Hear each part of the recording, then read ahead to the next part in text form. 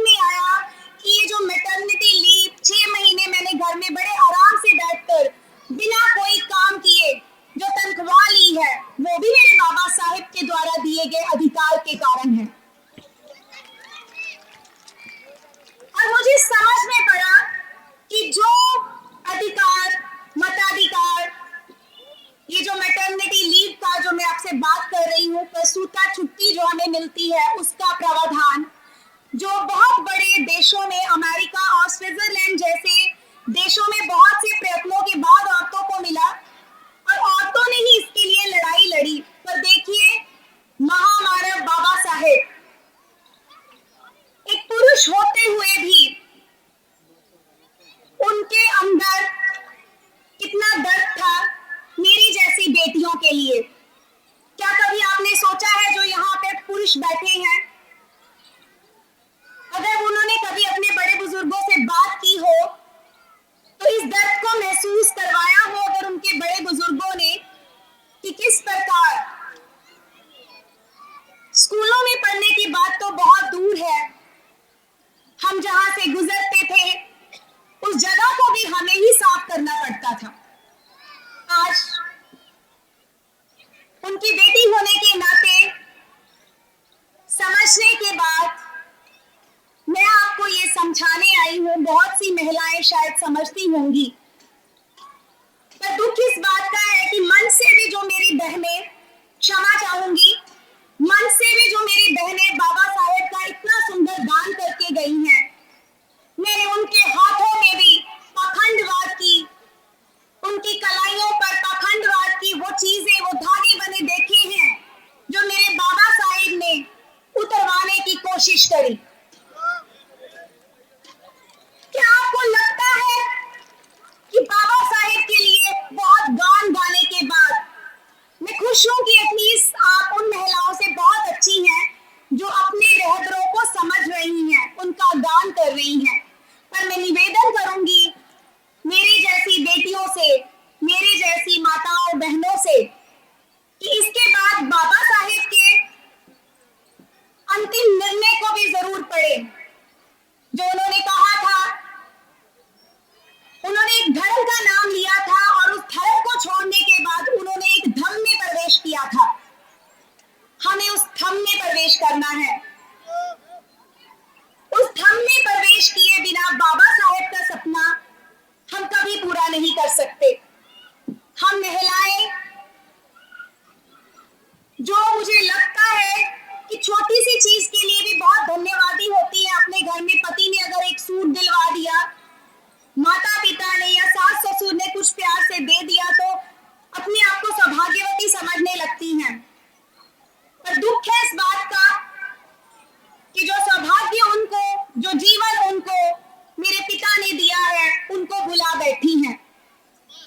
मैं चाहूंगी कि इसके बाद आप बाबा साहेब के अंतिम निर्णय को मेरी बहनें पढ़े, और जो पाखंडवाद की चीजों को ग्रहण करके वो मंच पर आकर, चाहे वो बाबा साहेब का गान कर रही थी, मिटा दें उन पाखंडी आडंबरवादी चीजों को, झोंक दें उसको उस भट्टी में, जिस भट्टी से बाबा साहेब सोने की तरह तपकर हमें संविधान लिख कर गए।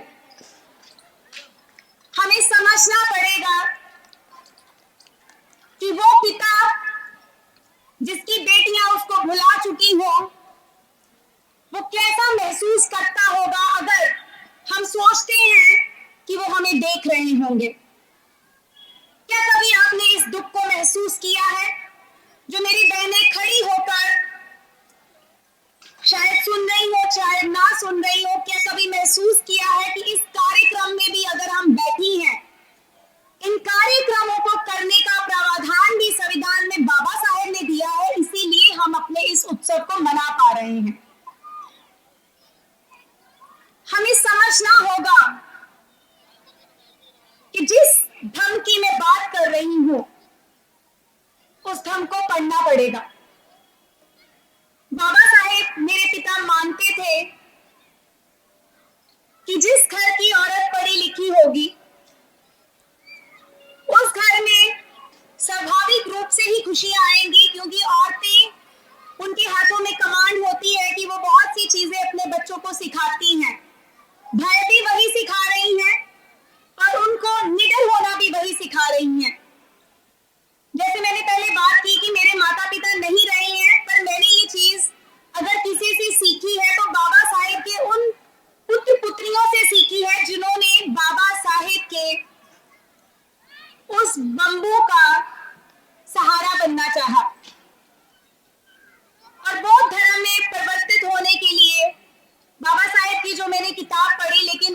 तब मुझे ज्यादा समझ तो नहीं आई, पर मैंने निश्चय कर लिया कि मैं आज ही से बौद्ध धर्म में परिवर्तित अपने आप को मानूंगी, बाद में उसके रिचुअल्स भी फॉलो करूंगी, क्योंकि जिस महामानव ने जिस चीज को धारण किया, मुझे उस पर कोई शंका नहीं होनी चाहिए। अगर मुझे अपनी नौकरी लेते हुए अपनी जाति का सर्टिफिकेट लगाते वक्त कोई शंका नहीं थी, तो बाबा साहेब का दिया हुआ धर्म धारण करते वक्त मैं शंकावान क्यों हूं? उस चीज को मैंने छोड़ा और बाद में परम श्रद्धेय भंते डॉक्टर करुणाशील राहुल जी जो मंच पर विराजमान है, मैं कोटि कोटि नमन करूंगी, क्योंकि मेरी जिंदगी में जो बौद्ध धर्म को बाबा साहेब को पढ़ने के बाद मैंने सोचा मैं अपनाऊंगी। उनके जो बौद्ध धर्म के रीति रिवाज जो रिचुअल्स हैं उनको फॉलो करके मैंने अपने बच्चे को जो सीख दे रही हूँ, और मुझे लगता है कि जो क्षमा मैं यहाँ पे मांग रही हूँ अपने बाबा साहेब से कि मैंने वो काम नहीं किया, उसके लिए गलती मेरे माता पिता की भी रही होगी। पर सबसे बड़े गलत वो हुक्मरान थे जिन्होंने संविधान से बहुत कुछ लिया, और जब हमें हमारे घरों से लड़कियों को उठाकर पढ़ने के लिए उन्होंने उठाया कि हाँ जी पढ़ो, क्योंकि बहुत सी ग्रांट्स मिल रही थी 1947 में संविधान के लागू होने के बाद, तो हमारे बुजुर्गों ने सोचा कि ये एक शायद पर्टिकुलर पार्टी का काम है जो हमारी बच्चियों को घरों से उठाकर पढ़ा रही हैं। वो हुक्मरान गलत थे जिन्होंने ये बात रिजर्वेशन ले ली, मंत्री पदों पर विराजमान हो गए, और ये बात हमें नहीं बताई कि ये चीज, ये जीवन, ये सुंदरता, ये सब कुछ बाबा साहेब का दिया था, ना कि उनका। इसके बाद मैं चाहूंगी कि आप हिंदू कोड बिल को विस्तार पूर्वक मेरी बहनें जरूर पढ़ें, जिसमें ये बताया गया है कि आज हम अपने घर के मर्दों के कंधों से कंधा मिलाकर चल पाई हैं। अगर आज हमारे पास हमारी जेबें लग गई हैं, हमारे पहरावों में हमारे पास पर्स है और उनमें पैसा रखने की जगह है, तो वो सब कुछ, वो सारा कुछ बाबा साहेब का दिया है। भूलने को तो हम बहुत कुछ भूल जाते हैं, लेकिन जैसे हम अपने बड़े बुजुर्गों को याद करते हैं समय समय पर, बाबा साहेब को भी याद करते हैं आप लोग, कुछ दिन मनाते हैं उनका जन्म दिवस, महापरिनिर्वाण दिवस, इतना मेरे पिता को याद करते हैं और घरों में चले जाते हैं और फिर से उन्हीं चीजों में अपने आप को व्यस्त कर लेते हैं। मैं चाहूंगी कि इस बेटी की विनती को आप सुनकर जाएं और चिंतन मंथन करें अपने घरों में बैठकर कि जिन कार्यक्रमों का आप हिस्सा बनते हैं, वहां का हिस्सा बनने का मतलब सिर्फ ये नहीं है कि कुछ प्रस्तुतियां देखी, भाव विभोर हुए, रोमांचित हुए, खाना खाया और घरों में चल निकले। हमें सीखना है कि जो इतना खर्च इन कार्यक्रमों में किया जाता है, उनके पीछे भावना क्या छिपी है। अगर मैं मुक्त हो गई उस गंदे जीवन से जिसमें मेरे घर की महिलाएं जीती थी, सती प्रथा जैसी जो कुप्रथाएं मेरे समाज में प्रचलित थी, मेरे पिता ने उस व्यथा को, उस चीज को समझा, उस दर्द को समझा और उन सभी चीजों को खत्म करने के लिए हिंदू कोड बिल ने हमें इतना कुछ दिया। पर हमने क्या किया? जो महिलाएं, जो बहनें बैठी हैं, आज घर जब शीशे के सामने अपने आप को सुबह फिर से तैयार होएंगी, निहारेंगी, तो इन चीजों को याद रखें कि हमारे बदन पर कपड़े, हमारे बदन पर आभूषण, हमारा सब कुछ जिस महामानव का दिया है, तो उसने हमसे क्या चाहा? हमें मुक्त करने के बाद बाबा साहिब ने ये चाहा कि हम अपने जैसी और बहनों को भी मुक्त करें उस चीजों से। पर हमने क्या किया? हमें लगा कि जीवन बहुत सुंदर हो गया है, तो बहुत अच्छी चीजों से, उन चीजों को जो हमने व्रत जैसी प्रथाएं या और भी जो चीजें हम अपने घरों में करते हैं और शानो शौकत से करने लग गए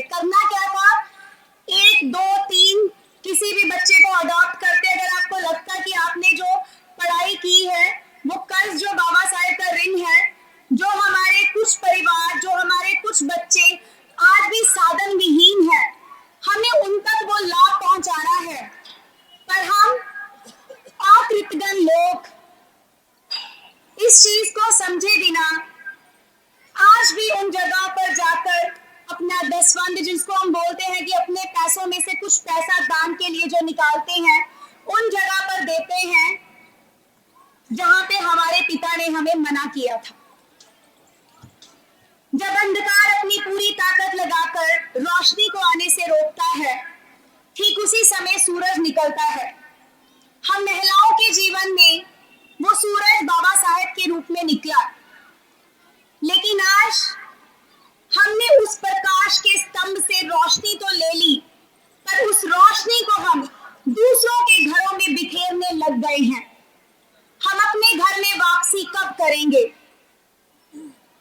मेरी महिलाएं, मेरी बहनें जो इस चीज को शायद महसूस करती हैं, लेकिन वो हौसला नहीं करती, वो साहस नहीं करती, उनको साहस करना होगा।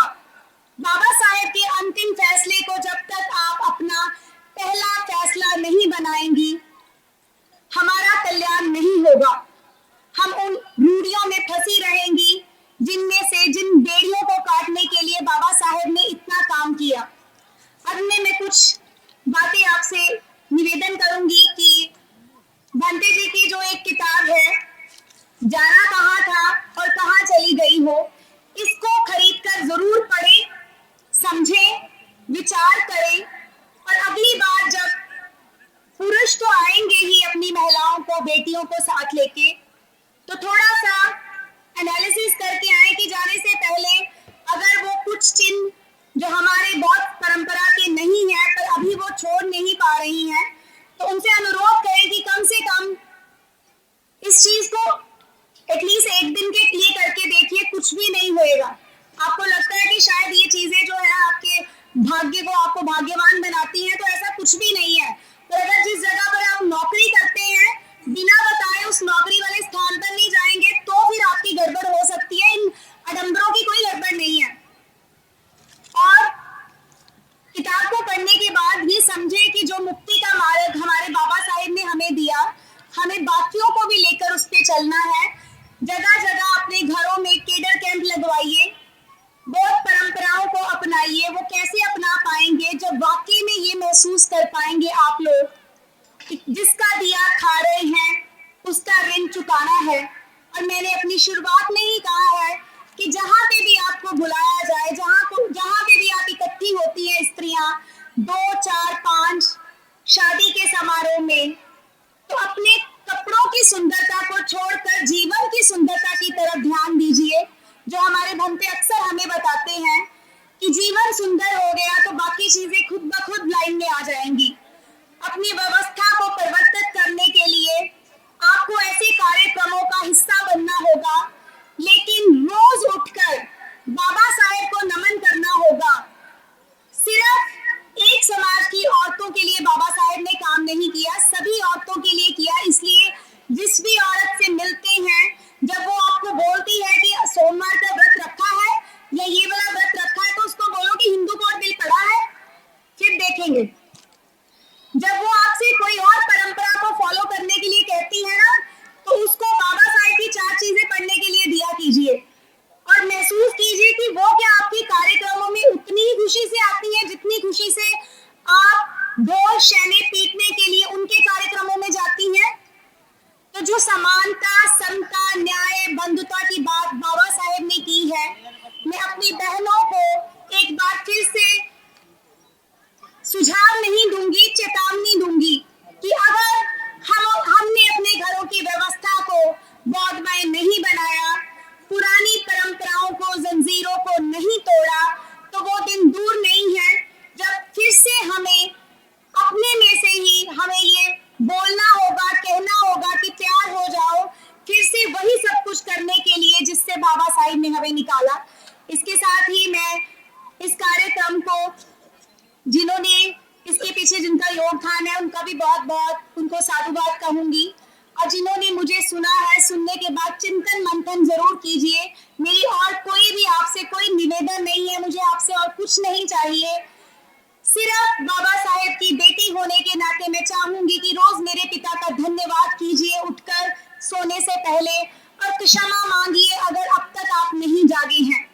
जो लोग जाग गए हैं पर फिर भी सोया हुआ अपने आप को दिखाते हैं, वो ज्यादा ज्यादा मूर्ख हैं।